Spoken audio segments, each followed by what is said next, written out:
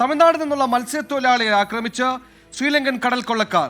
ഇന്ന് രാവിലെ ഉണ്ടായ ആക്രമണത്തിൽ 3 മത്സ്യത്തൊഴിലാളികൾക്ക് പരിക്കേറ്റു. 3 ലക്ഷം രൂപയും വലയും GPS ഉപകരണങ്ങളും മോഷ്ടിച്ചതായി മത്സ്യത്തൊഴിലാളികൾ പറയുന്നു.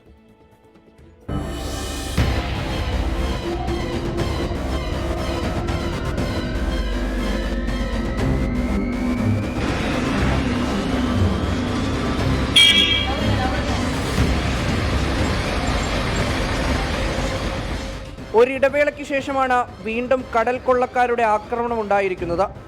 രാവിലെ മീൻ പിടിക്കാൻ പോയ 3 പേരെയാണ് ആക്രമിച്ചത്. നാഗപട്ടണം സ്വദേശികളായ രാജേന്ദ്രൻ, രാജ്കുമാർ, നാഗലിംഗം എന്നിവർക്ക് സാരമായി പരിക്കേറ്റു. 3 ലക്ഷം രൂപ കടൽ കൊള്ളക്കാർ ഇവരിൽ നിന്ന് തട്ടിയെടുത്തു.